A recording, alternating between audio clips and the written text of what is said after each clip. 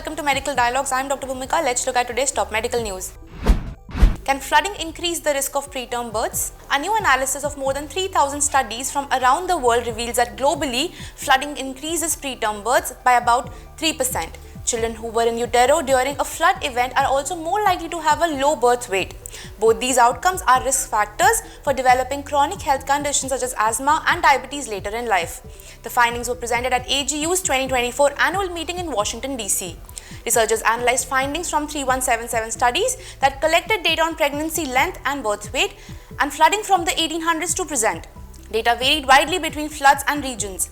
While some researchers found no impact from flooding on pregnancy, others found compelling evidence that flooding increased the risk for complications during pregnancy and birth. Altogether, the researchers found that any given flood increases the preterm birth rate by around 3% compared to an unflooded region. Around 7% more children who were in utero during a flood event were born with a low birth weight. Study highlights association between fluctuation in BP and memory skills. Older adults whose blood pressure fluctuates over time may be more likely to have problems with thinking and memory skills, according to a study published in the online issue of Neurology, the Medical Journal of the American Academy of Neurology. The association was found in black participants but not in white participants in the study. The study does not prove that fluctuations in BP cause problems with thinking skills, it only shows an association. These results suggest that fluctuation in blood pressure is a risk factor for cognitive problems beyond the negative effects of high blood pressure itself, said study author Anisa Dhana, MD, MSc of Rush University in Chicago.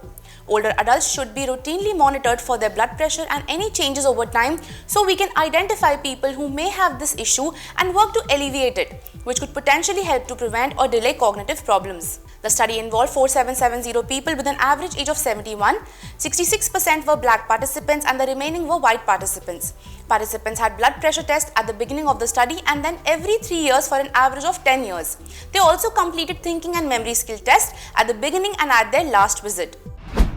Mount Sinai researchers move closer to a cure for diabetes. Diabetes researchers and bioinformaticians from the Icahn School of Medicine at Mount Sinai have developed a new understanding of how human beta cell regenerative drugs work. These drugs developed at Mount Sinai may hold promise for more than 500 million people with diabetes in the world. The results of this study were published in Cell Reports Medicine. For more than 15 years, researchers at the Icahn School of Medicine at Mount Sinai have worked tirelessly to find a solution to cure diabetes by identifying a drug that could make human beta cells regenerate. In 2015, Mount Sinai researchers discovered the first such drug called Harmine.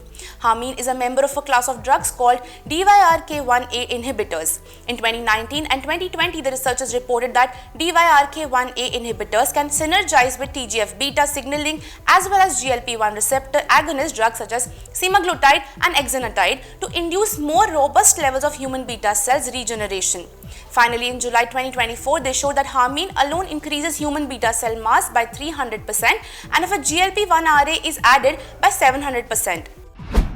Early smoking habit increases risk of premature heart disease, researchers. Cigarette smoking from childhood into early adulthood is associated with an increased risk of premature cardiac injury, according to a study published in JCC, the flagship journal of the American College of Cardiology. This early damage to the structure and function of the heart can also significantly increase the chance of future cardiovascular mortality in midlife. Researchers from the University of Eastern Finland, collaborating with the University of Bristol, used the Avon longitudinal study of parents and children birth cohort data to examine the impact of tobacco smoking during growth from childhood to young adulthood and its association with structural and functional cardiac injury.